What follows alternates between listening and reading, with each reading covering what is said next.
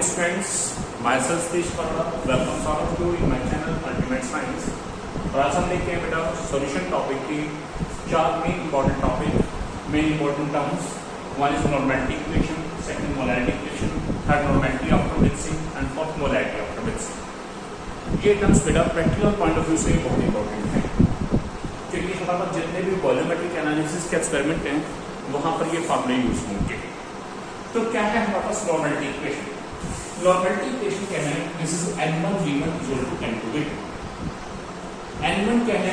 This is initial normality of given solution, यानी कोई given solution है उसकी शुरुआत में नॉर्मेलिटी जो होगी दैट इज n1। v1 क्या है? This is initial volume of given solution. n2 क्या है? दिस इज फाइनल नॉर्मेलिटी और it is also called resulting normality of given solution after modification. हमने किसी सॉल्यूशन में कुछ मॉडिफिकेशन की तो उसके बाद जो नॉर्मेलिटी होती है, ये जो नॉर्मेलिटी बनती है फाइनल नॉर्मेलिटी बोलते हैं, उसे रिजल्टिंग नॉर्मेलिटी बोलते हैं। और v2 क्या है? That is the final volume और resulting volume of given solution. इसी तरह से हमारे पास मोलैरिटी इक्वेशन है, सिमिलर इक्वेशन है। वहां क्या था? n1 v1 equal to n2 v2, यहां क्या है? m1 v1 equal to m2 v2। वही सेम केस, m1 क्या होगा? इनिशियल मोलैरिटी, v1 क्या होगा? इनिशियल वॉल्यूम, m2 क्या होगा? फाइनल मोलैरिटी और रिजल्टिंग मोलैरिटी, और v2 क्या होगा? फाइनल वॉल्यूम और रिजल्टिंग वॉल्यूम।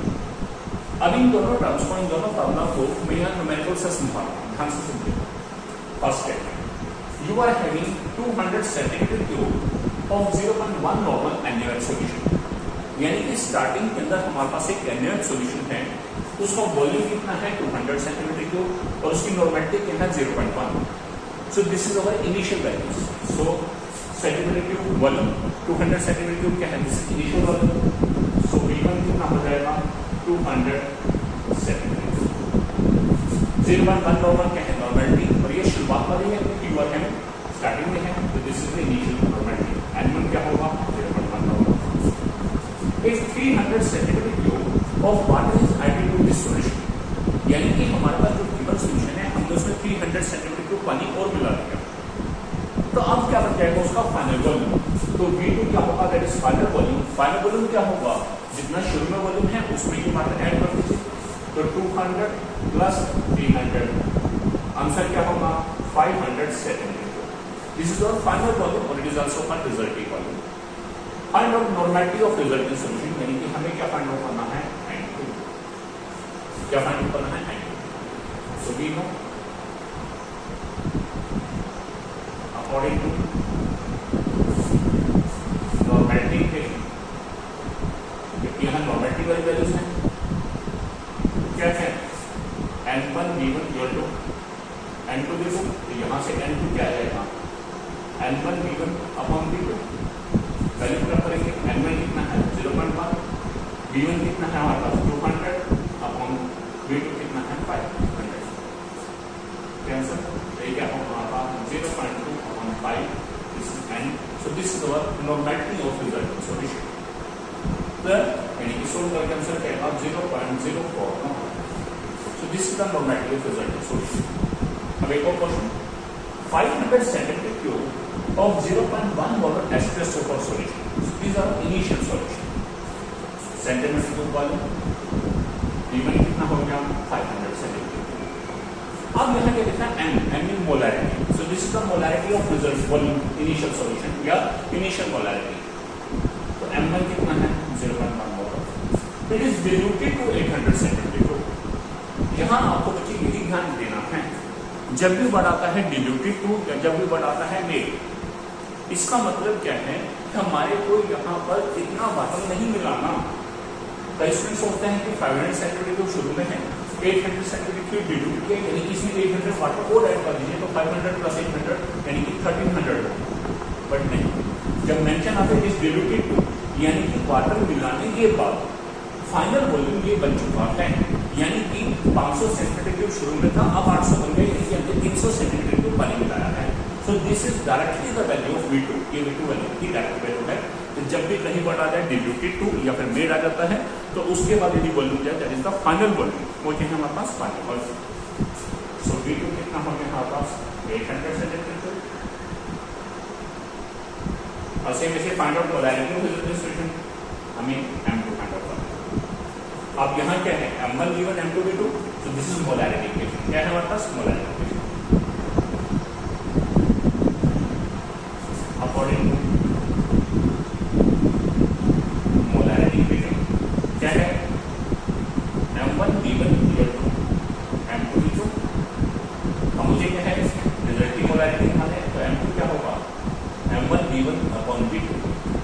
वैल्यू क्या होगा M1 कितना है 0.1, V1 500 अपॉन V2 कितना है 800। जब हमने कैंसिल किया 0.5 अपॉन 8, और जब हम इसे सोल्व करेंगे तो आंसर क्या आएगा 0.0625 and this is the molarity of resultant solution. So ये थे हमारे पास पहले दो terms normality equation molarity equation. अब हम करेंगे normality after mixing and molarity after mixing.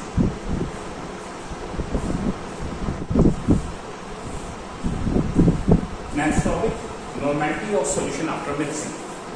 बच्चे अब देखिएगा suppose we are having three solutions A, B and C and their normalities and volumes are N1, N2, N3 and V1, V2, V3 respectively. What will the normality of resultant solution obtained after mixing these three solutions? ध्यान से समझिएगा इस concept को। हम कभी lab में जाएं और हम जाके देखेंगे कि लैब में हमारे सामने 3 बॉटल्स हैं और तीनों बॉटल्स के ऊपर एंटीवर्ड्स मेंशन हैं।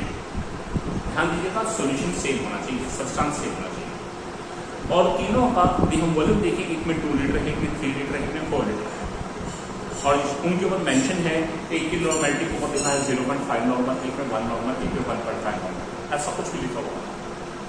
इन केस टीचर हमें कहता है कि ये सारे तीनों बीकर के अंदर जो सोल्यूशन है, तीनों बॉटल्स के अंदर जो सोल्यूशन है, एक बड़ी बोतल लीजिए, एक बड़ा बीकर लीजिए, उसमें तीनों बॉटल्स डाल दीजिए, यानी कि तीनों बॉटल का सोल्यूशन डाल के और ग्लास से स्टीरिंग करके उसे मिक्स कर दीजिए। तो क्वेश्चन क्या आता है what is the normality of resultant solution which is obtained after mixing these solutions. तो ध्यान दीजिएगा कि हमारे पास ऐसे केस में हम क्या करेंगे, जितने भी सॉल्यूशंस हैं हम उनके नेम दे देंगे। मान लो 2 सॉल्यूशंस है तो A B, 3 सॉल्यूशन है तो A B C, 4 सॉल्यूशन है तो A B C D, इस तरह से। अब हमारे पास यहाँ 3 सॉल्यूशन है A B and C, यहाँ नेम मेंशन है, तो जो हमारे पास नेम है नेक्स्ट सॉल्यूशन जो बनने वाला सॉल्यूशन है उसका नाम, उससे नेक्स्ट अल्फाबेट ले लेंगे। अब यहाँ 3 सॉल्यूशन मिक्स करें A B C, तो 4 सॉल्यूशन रिजल्टेंट सॉल्यूशन का नाम क्या रखेंगे D। हमने क्या रखेंगे let resulting solution is represented by D। ठीक, अब सेम जैसे आगे देखेंगे यदि 2 सॉल्यूशंस हैं जिनको हमें मिक्स करना है तो पहले की नॉर्मेलिटी N1, दूसरे की नॉर्मेलिटी N2। 3 सॉल्यूशन है तो पहला N1, दूसरा N2, तीसरा N3। तो इसी तरह से जो रिजल्टेंट सॉल्यूशन की नॉर्मेलिटी है वो भी उससे नेक्स्ट आएगा, यानी कि 2 के बाद N1 N2 है, मान लो 2 सॉल्यूशन मिक्स करना है N1 N2, तो रिजल्टेंट सॉल्यूशन की नॉर्मेलिटी को क्या करेंगे N3। 3 है तो N1 N2 N3, तो रिजल्टेंट सॉल्यूशन की नॉर्मेलिटी को हम क्या अज्यूम करेंगे N4। अब यहाँ 3 सॉल्यूशन है तो हम क्या करेंगे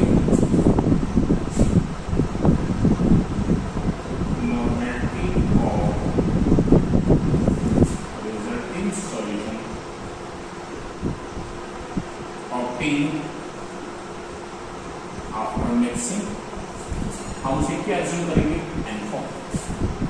और सेम इसी यदि 3 सॉल्यूशन मिक्स किए हैं उनका वॉल्यूम क्या है V1, V2, V3, तो रिजल्टेंट सॉल्यूशन के वॉल्यूम को क्या मानेंगे V4, यानी कि नेक्स्ट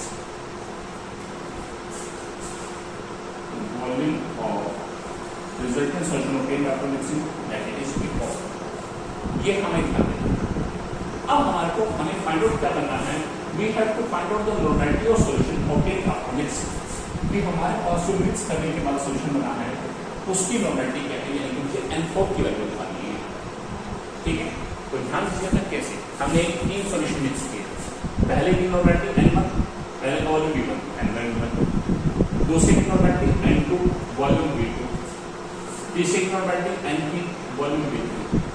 अब इन तीनों को ऐड करना है क्योंकि इन तीनों को मिक्स किया है and it is equal to N4 into V4। So N1 V1 plus N2 V2 plus N3 V3 is equal to N4 V4। अब मुझे फाइंड आउट क्या करना है यहाँ पे N4, तो N4 क्या आएगा N1 V1 plus N2 V2 plus N3 V3 upon V4। अब V4 क्या है, this is the final volume of resultant solution obtained after mixing. मैंने यहाँ जब इस टर्म को समझाना शुरू किया मैंने उससे आपको बताया ठीक है कि सॉल्यूशन सेम सब्सटेंस का होना चाहिए।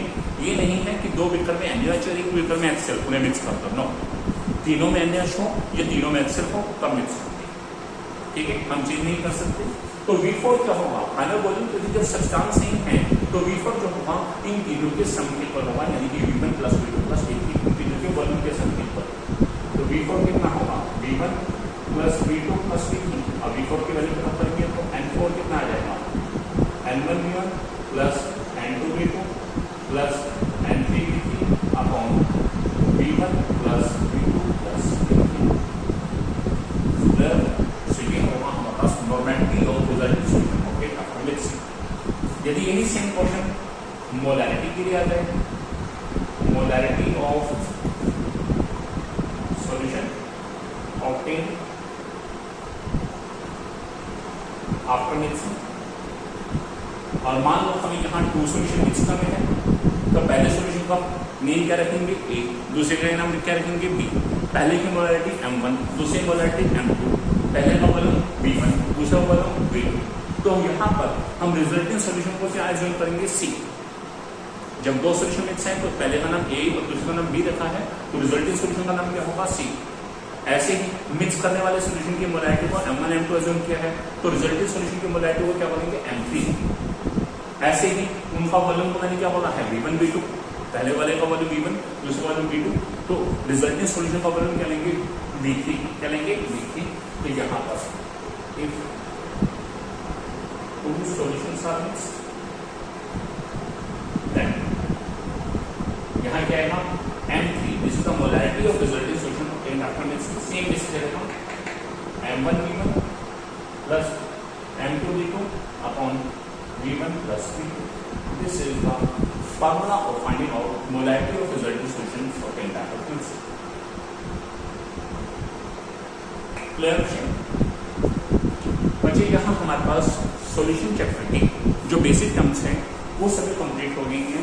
Percentage of solution, strength of solution, molarity of solution, molarity of solution, उसके बाद normality of solution, mole fraction of components, mass fraction of components, parts पर बिलियन, उसके बाद normality equation, molarity equation, normality after mixing, normality of solution obtained after mixing, इसी तरह से molarity of solution या molarity of resulting solution obtained after mixing. ये सभी terms भी होती हैं और मैंने इनके न्यूमेरिकल्स के प्रोवाइड। अब आप इनके न्यूमेरिकल्स को बहुत अच्छे से प्रैक्टिस करेंगे क्योंकि ये बहुत ही इंपॉर्टेंट टॉपिक है और प्लस 1 प्लस 2 दोनों में ही ये कॉमन है, तो इसे ध्यान से कीजिएगा। उम्मीद करता हूँ कि आपको मेरे वीडियो में जितनी मैंने ये टर्म्स बताई वो सभी अच्छे से क्लियर हो गई होंगी। यदि आपको मेरा वीडियो अच्छा लगा तो मेरे channel ultimate science by Satish Khalra इसे सब्सक्राइब कीजिएगा, लाइक कीजिएगा, कमेंट कीजिएगा। मिलते हैं नेक्स्ट वीडियो में नेक्स्ट टर्म के साथ।